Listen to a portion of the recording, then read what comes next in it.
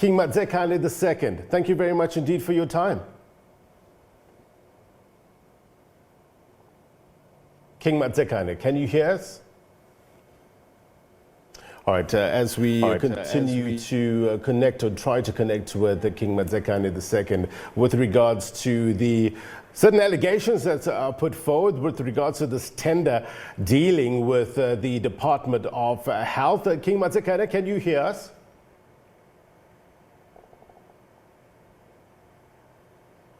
Let's just try this one more time. All right, it seems that I can't hear him, but he can hear us. Sir, let's just try this one more time because I think it's important for us to hear each other. Can you hear us now? Can you unmute your mic?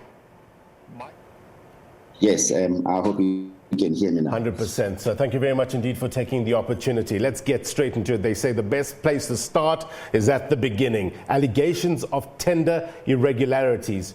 You bidded and subsequently awarded the PPE contract, your company, Royal Bakta Projects.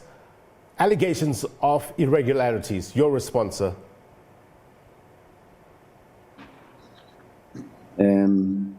Thank you so much for affording Royal Bakta this time.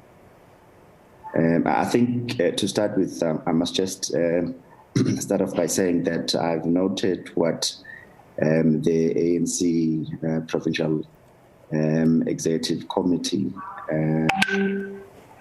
has taken as their decision, unfortunately against people who have nothing to do with my business as Royal Bakta. It's very unfortunate, but I also understand generally South Africans' anger around what seems, what has been painted as an act of corruption. So let's just take it one step at a time, sir. With regards to the ANC's decision to send your wife, Madzikane Diko, to the Integrity Committee, do you think that was the correct decision to take? I'm saying it's unfortunate that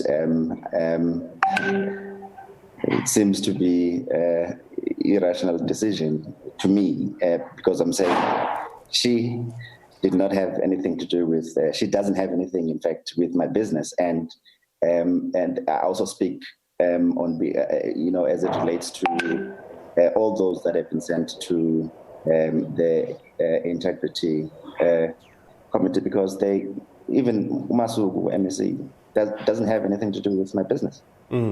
So just help us understand this. I think take the public into your confidence, and transparency is everything. So in terms of this tender that you bidded for and subsequently won, you say it has been cancelled. Help us understand that process that you went through.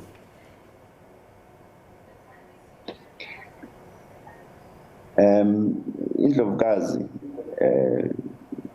when I got the tender, warned me against the tender, but I decided to carry on because I didn't want to pull out.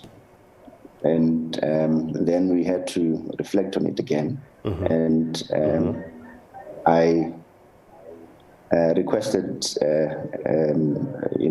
to pull out from it, and I spoke to the SAM unit of the department.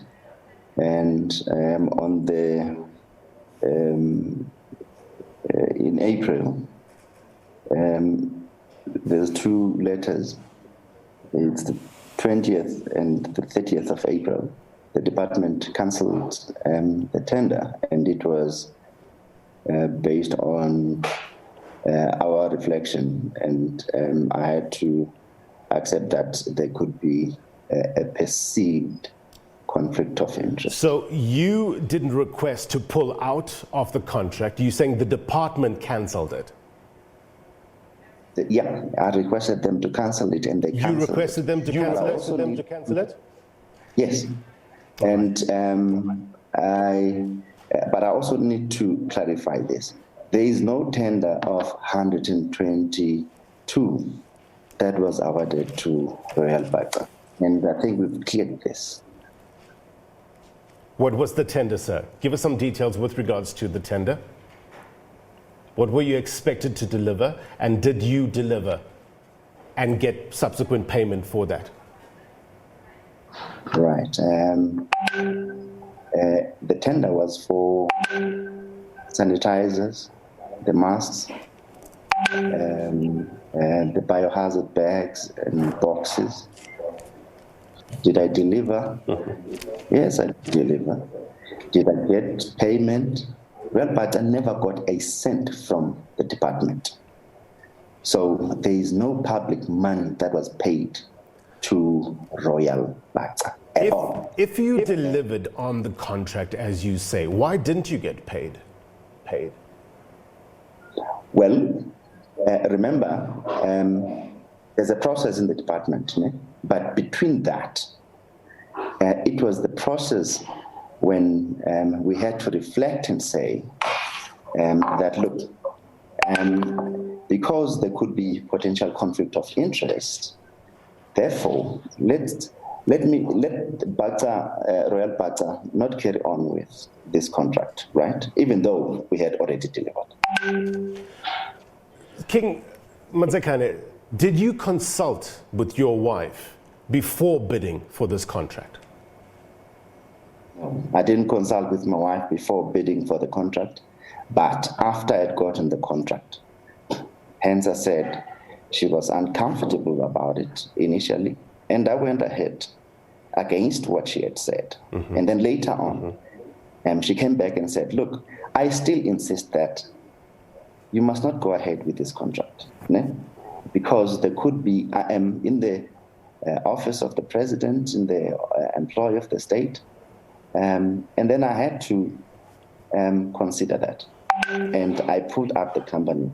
I requested that the contract must be cancelled. Why did you disregard her apprehension in the first place? Because you accept that years of cronyism have created an environment of mistrust and suspicion when individuals who are close to political office and influence are seen to be benefiting from the state in ways that may be unethical. And I say you accept this because these words are from your statement. Why would you disregard her apprehension initially? And why would you, in the first place, go ahead with this contract knowing that? It was exactly for that reason, that whilst one may be regarded as close to political power, by extension in this case, myself, close to my wife, I don't think that we shouldn't really be doing business. And so I did not want to agree with that. But what we're trying to figure out, sir, is why even apply or why even bid in the first place? You know the history of this country. You know with regards to the perception of politics is everything in this country. You knew that initially going into this bid. Why bid in the first place? That's the question. Yeah, is it illegal to do business simply because your wife is a spokesperson to the president? To the president? I don't think so. There are business people out there who are part of the families that are close to political leaders, and I'm also one of those. Right? I'm a leader myself. And I understand why people are angry, but here we're talking about the business. Sorry, the business that I am the sole shareholder to, right? And so I had to focus on what the objectives of this business are, and the objectives of this business is to make sure that the traditional leadership and indigenous leaders are able to support their communities, right? I have a responsibility to support the community, the rural community that I come from, right? And one of those objectives is to make sure that you raise resources, right, so that we can support that community. So that was one of the objectives. Right. So that my wife then is a presidency. I didn't want to consider that. But later on, yes, after she engaged me on it, I decided that, okay, maybe it's best to pull out of this. Your family's seemingly close ties with the Masukus, you say it predates the public office positions that are currently occupied by the respective members of both families. Those close ties, is this not further reason not to do business with the health department?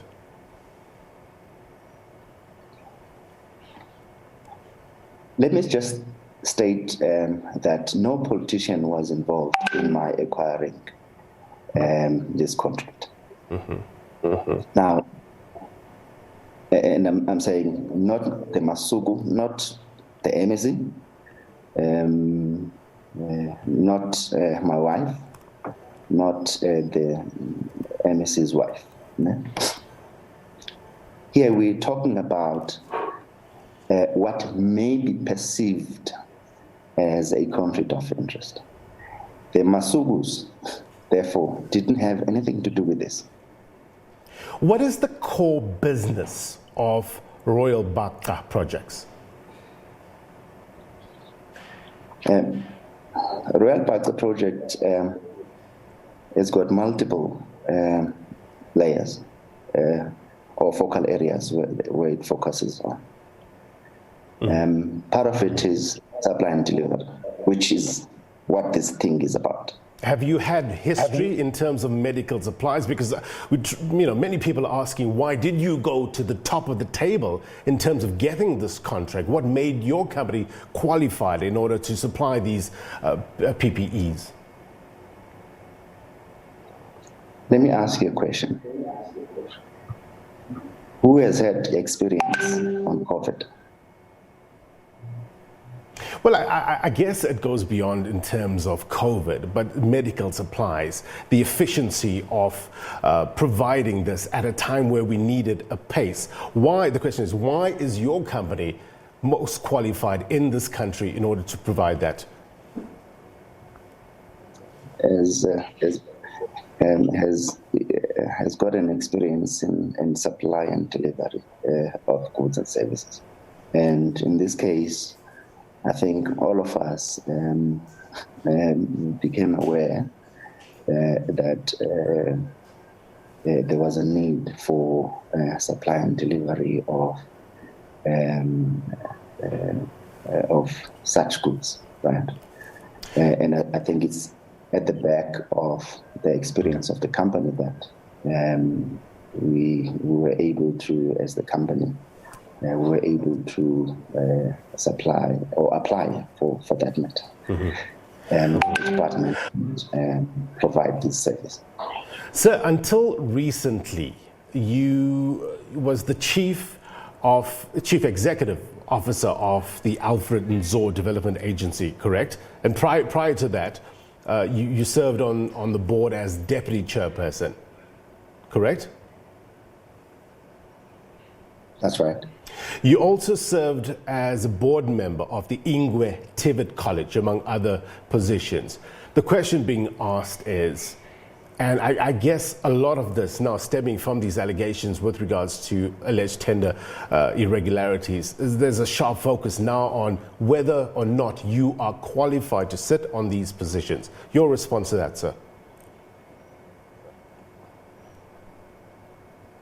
I think in the statement, my experience and my qualifications are there, and they speak for themselves. And the impression that I just picked up from the street to serve in these boards is quite unfortunate, right? And look, I've got master's level, master's qualification, and beyond that, postmasters. And I've got experience as one of the, or as having served in senior executive and board level. So it's unfortunate that people think that I'm not qualified. Well, those that appointed, they looked at my CV and my experience, and I was appointed. We understand that you resigned as an independent audit committee member of the Johannesburg market. Why? Why? That's correct. I since resigned yesterday. Why did you do so? If you believe that this is all above board, and why step down? That's because I think what is in the public domain now, which we have not disputed, is about the proximity, our relationship with the Masukus, and in order not to compromise the agency, we felt that it's better to step down, and so that if there are insinuations that it's because of my relationship with our relationship with the Masuku. So it's better to save the image of the organization. So we know that questions has been raised with regards to why the king has pursued private business when he receives an allowance from the state. Do you receive an allowance from the state? What is your status in Amabaka?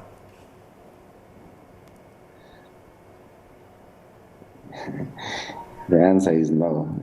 I don't receive an allowance, and you can ask Amabaka about my status. I think some of them have spoken. I'm not the one to speak on that. Yes, I'm the king of the parties. So just to clarify, just to put it on record for everybody to understand where we're coming from, you are a king of Amabaka. Yes. All right. Yes. Going forward, sir, you did say that, okay, let's just put it, let me not put words in your mouth. You regret bidding in the first place for this contract? Let's start there. No, personally, I don't. You don't? You don't? So you will continue to bid for more contracts going forward in terms of the Department of Health or any government department? I've just said to you,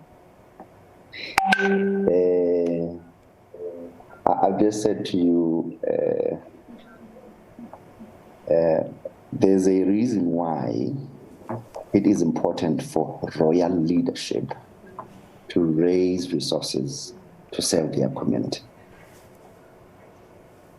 And that is one of the objectives for getting to business, because royal leadership must be able to serve their communities.